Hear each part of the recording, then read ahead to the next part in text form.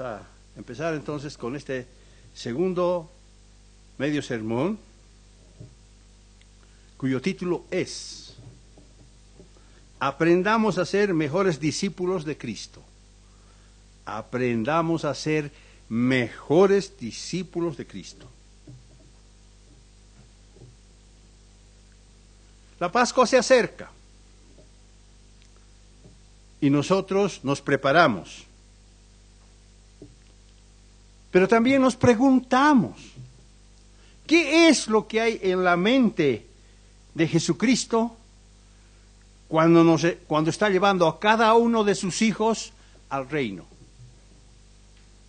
¿Cómo Dios procede? ¿Qué es lo que tiene en mente Jesucristo su Hijo para trabajar con cada uno de nosotros? Por supuesto, nosotros no somos perfectos. Cuando Dios nos llama, mucho peor. No entendemos, no conocemos el plan de Dios. Pero, pregunto otra vez, ¿qué hay en la mente del pastor de pastores cuando nos está llevando a cada uno de nosotros hacia su reino? Muchas veces no entendemos. Y nos ocurre exactamente igual de cuando éramos niños. Cuando éramos pequeños, nuestros papás nos daban instrucciones, nos decían, tú haz esto, sube, baja, trae esto, etc. ¿Por qué nos decían nuestros padres eso? No entendíamos. A veces cuando empezamos en la iglesia tampoco entendemos por qué Dios hace las cosas. A veces en nuestra relación personal con Jesucristo también nos falta esa dimensión. ¿De qué dimensión estoy hablando? De la dimensión espiritual. Precisamos pues un entendimiento claro, cabal, concreto de cómo Dios nos guía, cómo nos entrena, porque este es un campo de entrenamiento. Ya hemos dicho que esta es la universidad de la vida. Cómo nos conduce a la casa del Padre, a fin de que cada vez más aprendamos a ser mejores discípulos de Cristo. Pese a lo que somos y pese a veces a nuestro comportamiento. Nosotros aprendemos a través de los ejemplos que nos da la Biblia, por supuesto. Ese es nuestro manual de instrucciones, ¿verdad? Donde vemos cómo Jesucristo batalló con sus discípulos jornada tras jornada, día tras día. Por mucho que la Biblia no nos muestra todos los detalles de la vida del carpintero de Nazaret cuando estaba ministrando aquí sobre la tierra. Pero, sin embargo, las Escrituras nos relatan exactamente lo que queremos saber, lo que precisamos conocer. La lección, vamos a ver, es extraordinaria. Veamos los antecedentes y dejemos que la Biblia nos hable. Abramos nuestras Biblias y descubramos esta vez con Jesucristo cuando se encontraba en Cafarnaúm. Allá estaba él, allá inicia su jefatura, ahí empieza su mensaje, ahí empieza a desarrollar su misión. Mateo capítulo 8 y versículo 14. Mateo 8 y versículo 14. Vamos a ver muchos detalles en esta primera parte de este mensaje. Mateo capítulo 8 y versículo 14. Dice, Mateo 8, 14. Fue Jesús a casa de Pedro y vio a la suegra de éste postrada en cama con fiebre. Vemos entonces que Pedro tenía una casa, tenía una suegra, o sea que era casado. Y ahora continuamos con la historia. Vayamos al libro de Lucas. Lucas capítulo 5 y versículo 3. Lucas capítulo 5 y versículo 3.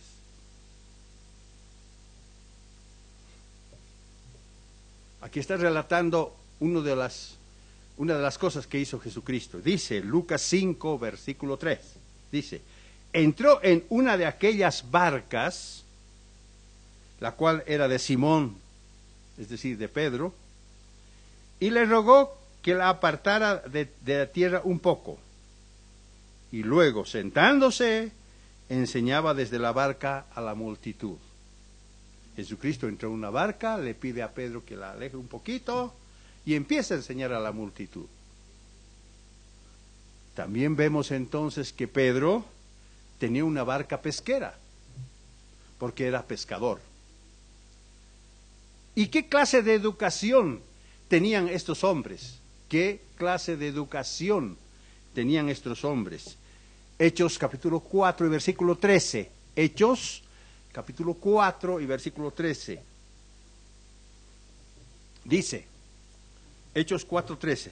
Entonces, viendo la valentía de Pedro y Juan, y sabiendo que estos hombres, que eran hombres sin letras y del vulgo,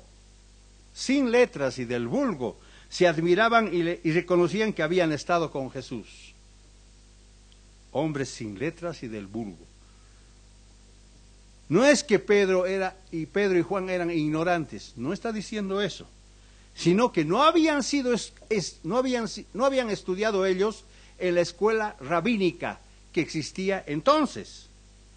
Quienes, cuando tenían 25 años, entraban y después de 5 años se graduaban cuando tenían 30 años. Por esa razón, Jesucristo empezó su ministerio precisamente en esa edad, como nos dice Lucas. Obviamente, Jesucristo no necesitaba cumplir esos requisitos. Sin embargo, Él los cumplió para estar de acuerdo a las Escrituras, porque Él nos iba a dar ejemplo de todo lo que estaba escrito. Quienes estudiaban en la escuela rabínica conocían la palabra de Dios. En cambio, nosotros no necesitamos una escuela rabínica, porque nosotros conocemos la palabra de Dios a través de las enseñanzas de la iglesia, a través de los sermones de cada sábado, a través de nuestros estudios personales, los cuales nos permitan conocer mucho más lo que es la voluntad de Dios, examinando lo que Él quiere que nosotros seamos y de cómo nos entrena y nos prepara para su reino venidero, a través de pruebas, dificultades, las cuales forjan nuestro carácter cuando las vencemos y nos hace aptos para hacer aquello que Dios quiere que seamos. Marcos capítulo 1 y versículo 21. Marcos capítulo 1 y versículo 21. Marcos 1, versículo 21.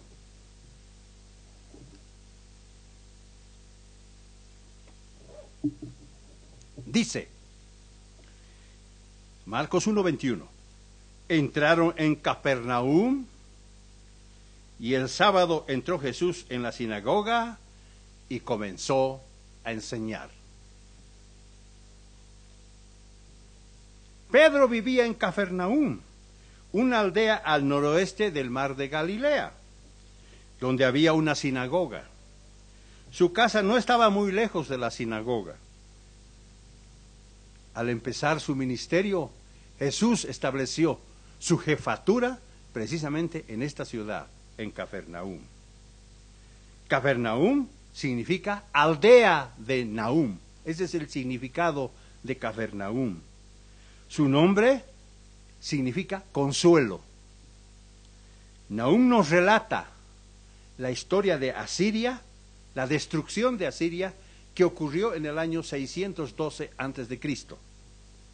Y por dualidad profética, también nos muestra lo que ocurrirá en el futuro, porque todos los profetas del Antiguo Testamento, tanto los 4 grandes profetas como los 12 profetas menores, tienen un mensaje que confluye hacia un mismo punto. ¿Cuál es el objetivo de Dios? Ahí, en ese lugar, en esa pequeña aldea, empieza la historia de Pedro.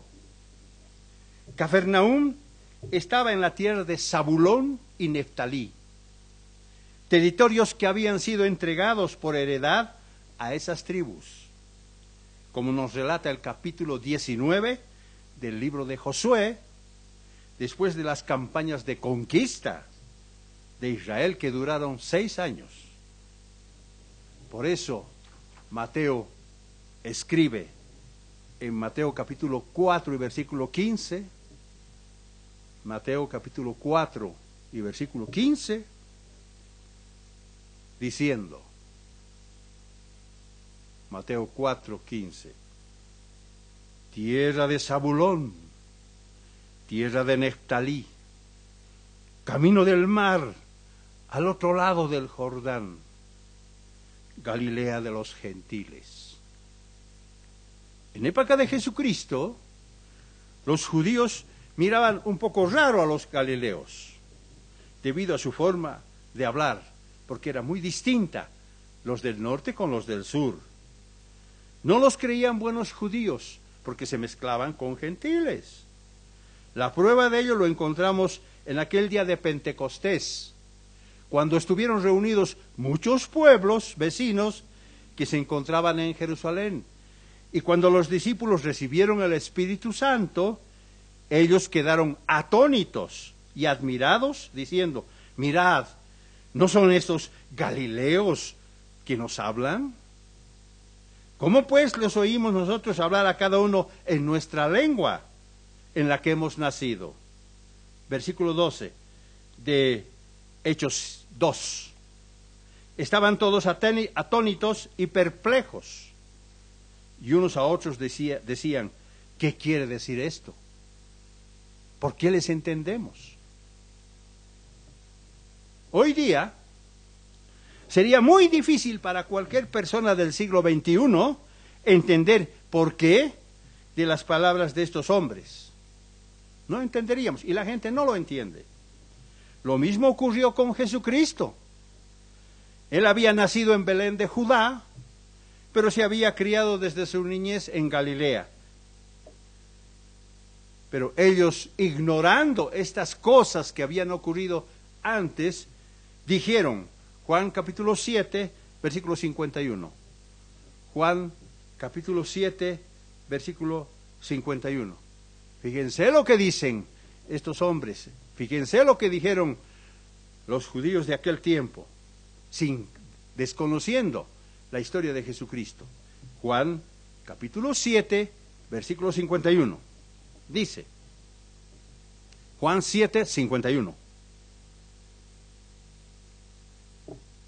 Dice, ¿juzga acaso nuestra ley a un hombre si primero no lo oye y sabe lo que ha dicho, lo que ha hecho?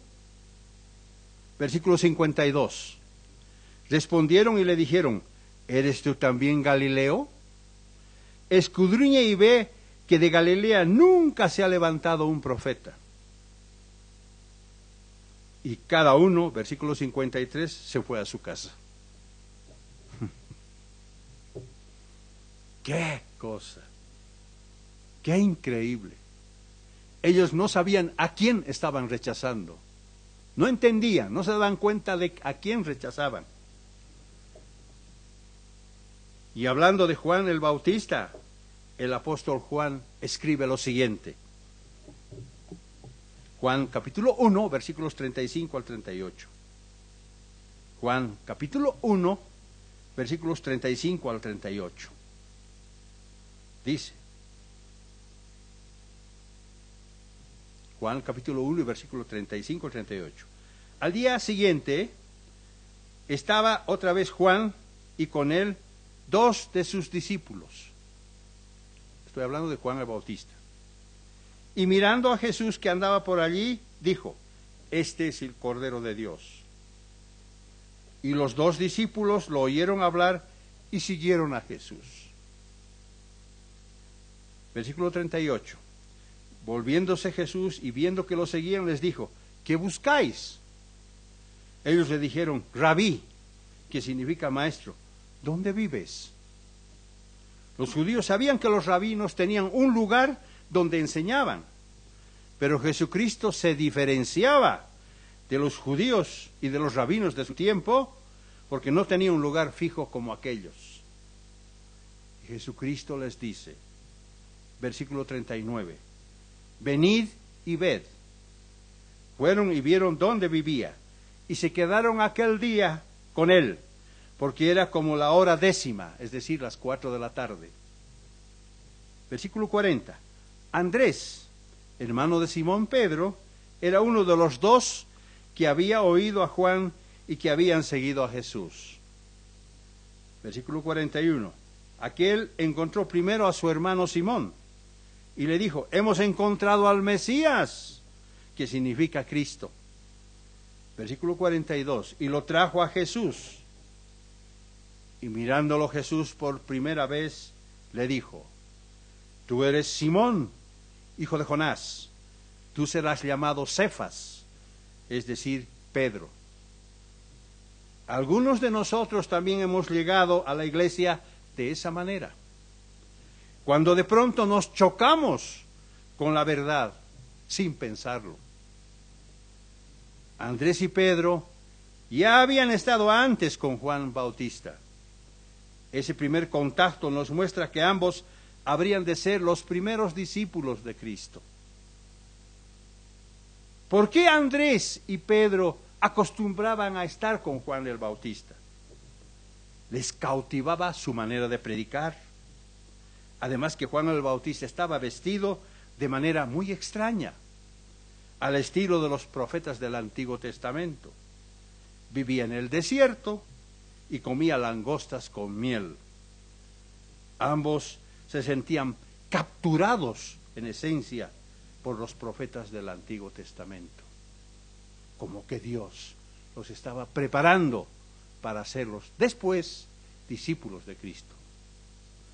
Para él, es decir, para Juan el Bautista, su atributo era predicar con fuerza y preparar el camino para los tiempos del fin. Y eso los absorbió totalmente. Sin embargo, Juan el Bautista los dirige hacia Jesús y ellos empiezan a seguirlo para saber qué cosas nuevas el Maestro les iba a enseñar.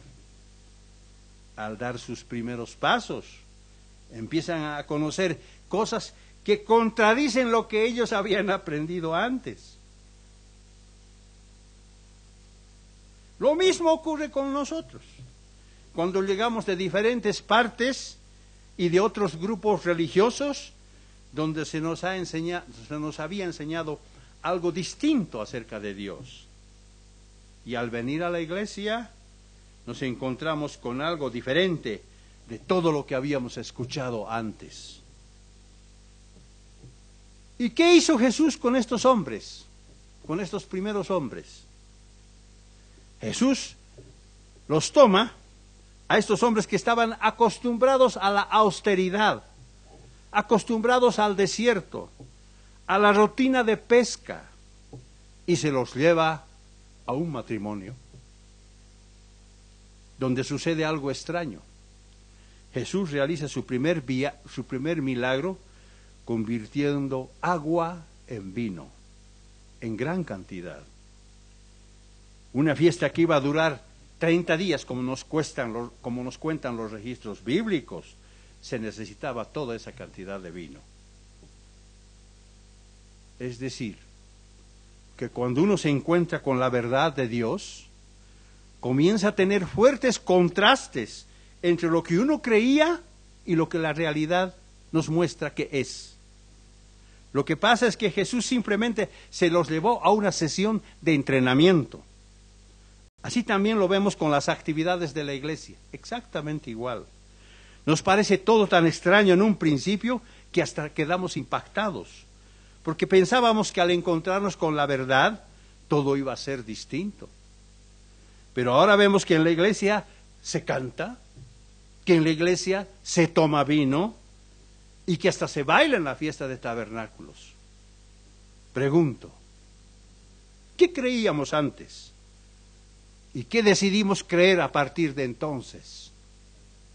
¿Lo tomamos o lo dejamos? ¿Continuamos o nos vamos? Juan capítulo 2, versículos 13 al 17. Juan capítulo 2, versículos 13 al 17.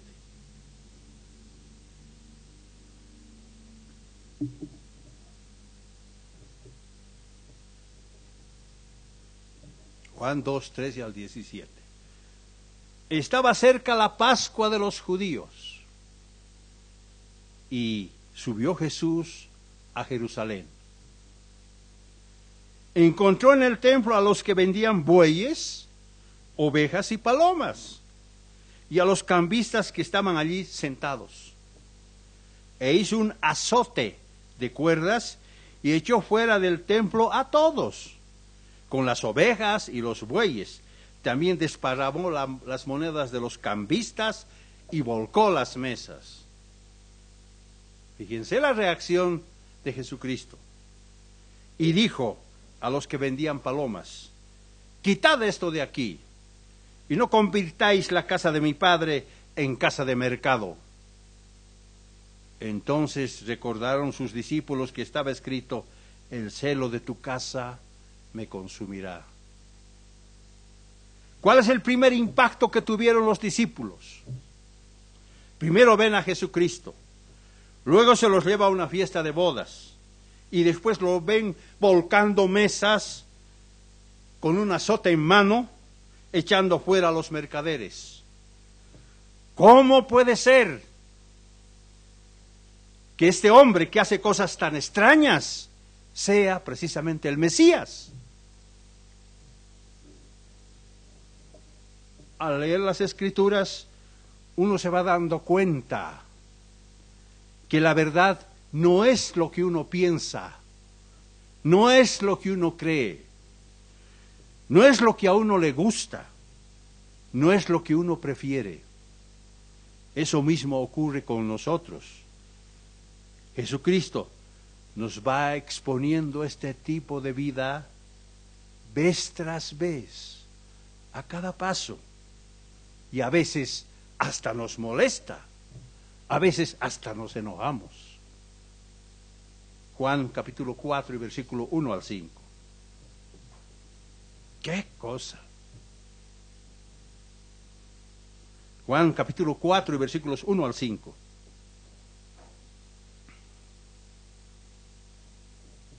Juan capítulo 4 versículos 1 al 5. Dice: cuando pues el Señor supo que los fariseos habían oído decir: Jesús hace y bautiza más discípulos que Juan, aunque Jesús no bautizaba sino sus discípulos, salió de Judea y se fue otra vez a Galilea. Y le era necesario pasar por Samaria. Cuando uno tiene un mapa de todo ese sector, es increíble ver cómo de Jerusalén sale un camino muy claro que llega hasta ese lugar, pasa por Sicar y luego se va al norte, bordea el monte Gilboa, llega al lugar de las extensas planicies y cruzando esas planicies se llega hasta Jerusalén, hasta Nazaret. Era pues necesario pasar por Samaria. Versículo 5. Fue pues a una ciudad de Samaria llamada Sicar, junto a la heredad que Jacob dio a su hijo José. Si se acuerdan de la historia, en esta ciudad habían 2 montañas. Y ahí Jesucristo está con ellos. Y en ese mismo lugar, Jacob le había dado por heredad a su hijo José aquel pozo. Los samaritanos eran considerados por los judíos como la gente de la peor calaña. Sin embargo, Jesús llega al pozo y pide agua nada menos que a una mujer samaritana. Todos, por supuesto, conocemos esa historia. Y cuando los discípulos llegaron después de ir a comprar comida, se quedaron perplejos y atónitos al ver a su maestro hablando con una mujer, porque contradecía lo que ellos habían aprendido antes. Un rabino no podía hablar con una mujer, mucho menos siendo samaritana, y que aún haya tenido hasta 5 maridos, en el lugar más público de entonces, que era precisamente el pozo de donde todos sacaban agua. Pero Jesucristo no vivía según los códigos ni judíos ni griegos. Jesucristo, como el Hijo de Dios, tenía una forma distinta de empezar y enfocar las cosas. De esa manera, Jesús va entrenando a sus discípulos gradualmente a través del ejemplo, a través de las instrucciones, por lecciones, por milagros y por pruebas. Por supuesto que Él no obligó a sus discípulos a ser como tal, como tampoco a nosotros nos obliga, porque el hombre siempre busca lo suyo, el hombre siempre quiere hacer sus cosas, no le gusta que alguien le instruya. En cambio, Jesucristo nos muestra que hacer un genuino discípulo toma tiempo. De la misma manera, Él se toma tiempo con nosotros y nos va instruyendo poco a poco, sábado tras sábado, fiesta tras fiesta. Y como un alfarero nos va moldeando con cuidado para que podamos alcanzar nuestro destino final. Al animar a sus discípulos, se va ganando sus corazones, como también se gana los nuestros para siempre. Mateo capítulo 4, versículos 12 al 13. Mateo capítulo 4, versículos 12 al 13.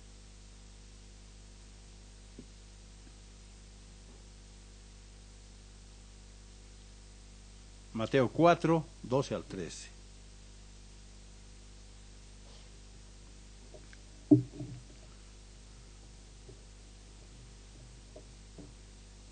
Cuando Jesús oyó que Juan estaba preso, volvió a Galilea.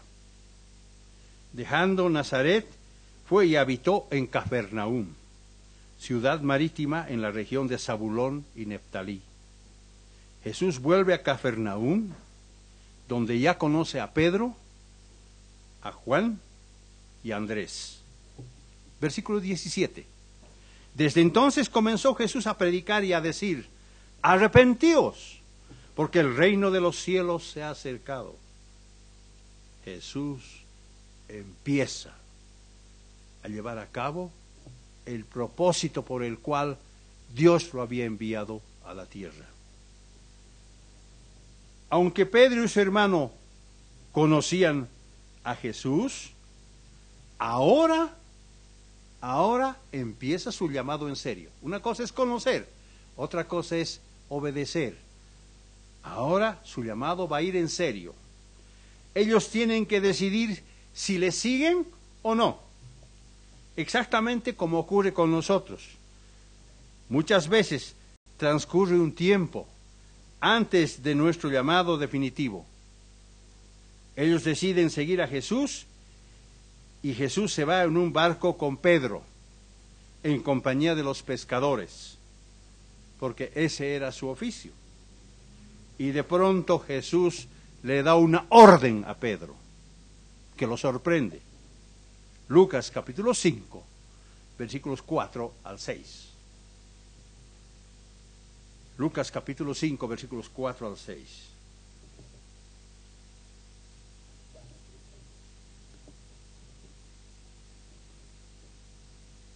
Cuando terminó de hablar, dijo a Simón: boga mar adentro y echad vuestras redes para pescar. Respondiendo Simón le dijo: Maestro, toda la noche hemos estado trabajando y nada hemos pescado, pero en tu palabra echaré la red. Versículo 6. Cuando lo hicieron, recogieron tal cantidad de peces que su red se rompía. Entonces hicieron señas a los compañeros que estaban en la otra barca para que acudieran a ayudarlos. Ellos vieron y llenaron ambas barcas de tal manera que las barcas se hundían. Vemos que Pedro estaba pasando por otra prueba. Jesucristo estaba metiéndose en su vida. Así es como también obra con nosotros. No importa de dónde vengamos ni de dónde seamos o qué profesión tengamos. Él también nos da instrucciones que a veces cuestionamos y al final obedecemos o nos vamos. Su experiencia como pescador se interponía entre Pedro y Jesucristo. Todos pasamos por la misma prueba después de nuestro llamado. Dios se interpone entre lo que sabemos hacer, entre lo que queremos hacer y lo que Él nos enseña. Y lo que Él quiere que hagamos adelante. Y a veces nos cuesta aceptarlo, nos cuesta obedecer. Entonces tenemos que tomar una decisión de si obedecemos o no. Fíjense entonces la reacción que tuvo Pedro después del milagro de los peces. Versículo 8. Viendo esto, Simón Pedro cayó de rodillas ante Jesús diciendo: apártate de mí, Señor, porque soy un hombre pecador. Versículo 9. Por la pesca que habían hecho, el temor se había apoderado de él y de todos los que estaban con él. Versículo 10. Asimismo, Jacobo y Juan, hijos de Zebedeo, que eran compañeros de Simón. Pedro Jesús dijo a Simón: no temáis, no temas. Desde ahora serás pescador de hombres. El momento de la decisión había llegado. Lo que el carpintero de Nazaret le está diciendo a Pedro es que los hombres no se pescan como los peces, sino yo te voy a enseñar una nueva manera de pescar, que será distinta hasta lo que ahora hiciste. Ya no necesitarás una red para capturar hombres. Pedro estaba pasando por otra prueba que iba a cambiar su vida por completo. Marcos capítulo 3 y versículo 6. Marcos capítulo 3 y versículo 6.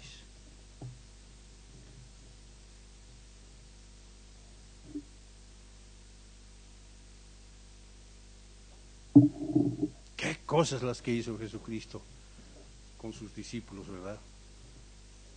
Marcos capítulo 3, versículo 6. Salieron entonces los fariseos y se confabularon con los herodianos para destruirlo. Salieron entonces los fariseos y se confabularon con los herodianos para destruirlo. Debemos entender que los fariseos y los herodianos eran como el agua y el aceite, no se podían ver, eran polos opuestos. Sin embargo, se juntaron para conspirar precisamente contra Jesucristo. Los fariseos, ustedes saben, se consideraban santos y justos, mientras que los herodianos eran políticos, que solo buscaban los intereses de poder, algo que no coincidía, pero se juntaron para destruir a Jesucristo. Esto era vital para los discípulos, porque a partir de entonces iban a vivir en un mundo tenebroso, tal como ocurre con nosotros ahora. Por eso las Escrituras mencionan un mundo de las tinieblas y los discípulos tenían que familiarizarse con ese mundo de tinieblas, porque estaban decididos a seguir a Jesucristo. Ese es el camino que necesita recorrer todo aquel cristiano que quiera hacerse discípulo de Cristo. Cuando Jesucristo empieza a hablarles de la Pascua, habló de comer su carne y de beber su sangre. De esa manera Jesús estaba cambiando los símbolos del antiguo pacto por símbolos nuevos de la Pascua del Nuevo Testamento. Jesús estaba hablando en otros términos, bajo otras condiciones. Juan capítulo 6 y versículo 60. Juan capítulo 6 y versículo 60.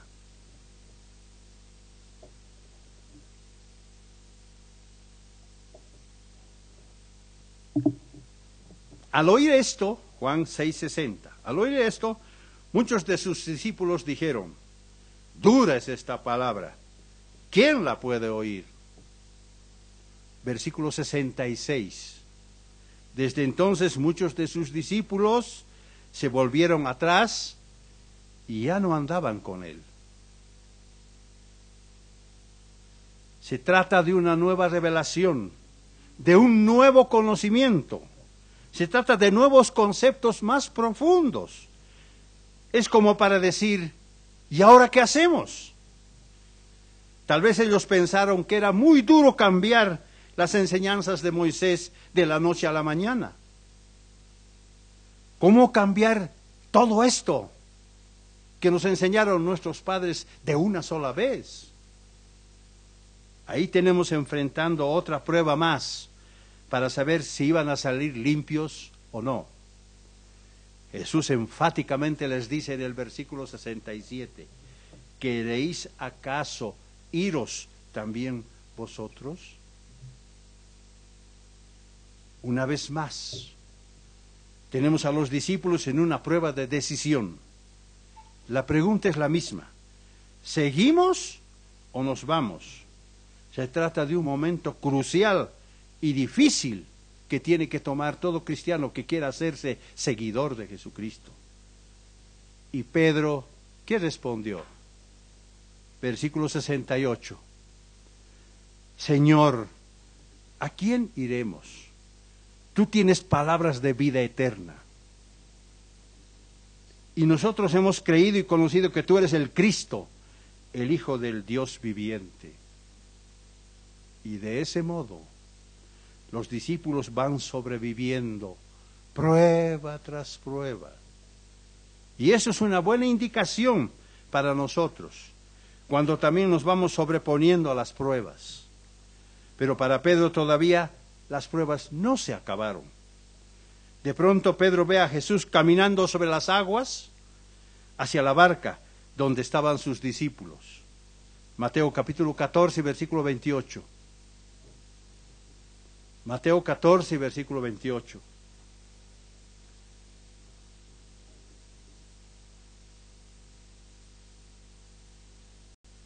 Entonces le respondió Pedro y dijo: Señor, si eres tú, manda que yo vaya a ti sobre las aguas. Y Jesús le dijo: ven.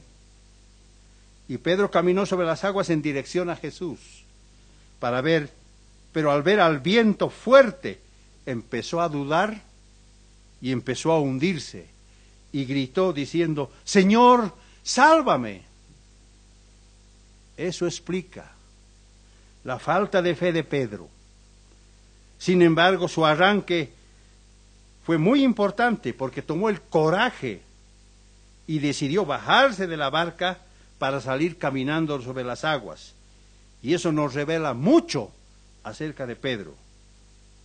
Jesucristo estaba pues trabajando en varios aspectos de la naturaleza de Simón Pedro. Claro que le faltó fe y dudó, pero tuvo el coraje de lanzarse. Tener la determinación de ir al Maestro es algo que todos debemos aprender. A veces, cuando decidimos seguir a Jesucristo, ni siquiera damos el primer paso. Y en otros casos, cuando damos los primeros pasos, nos hundimos por falta de fe. Mateo capítulo 16 y versículo 13. Mateo 16 y versículo 13.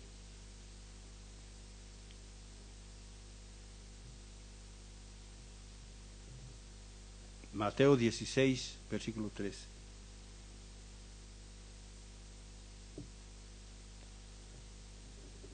Al llegar Jesús a la región de Cesarea de Filipo, preguntó a sus discípulos diciendo: ¿quién dicen los hombres que es el Hijo del Hombre?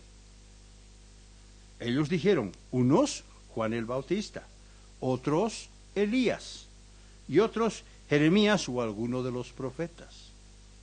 Y él les preguntó: ¿y vosotros, quién decís que soy yo? Jesús quería saber lo que había en los corazones de esos hombres que estaban aprendiendo de a poco a ser sus discípulos. Y respondiendo Simón Pedro dijo: tú eres el Cristo, el Hijo del Dios viviente. Entonces le respondió Jesús: bienaventurado eres, Simón, hijo de Jonás, porque no te reveló carne ni sangre, sino mi Padre que está en los cielos. Y yo también te digo que tú eres Pedro, y sobre esta roca, refiriéndose a sí mismo, edificaré mi iglesia, y las puertas del Hades no la dominarán, no prevalecerán contra ella. En conclusión de esta primera parte de este mensaje, esta es la primera vez que Jesús menciona a la iglesia. La realidad de los hechos nos muestra que ellos tienen que ganarse la iglesia, desarrollando obediencia, certeza, convicción. Y de esa manera Jesucristo les va revelando poco a poco, trabajando con ellos y también con nosotros, en la medida que Él sabe lo que hay dentro en el corazón de cada uno de quienes fuimos llamados. Estas enseñanzas nos muestran que debemos aprender a valorar seriamente nuestro llamamiento.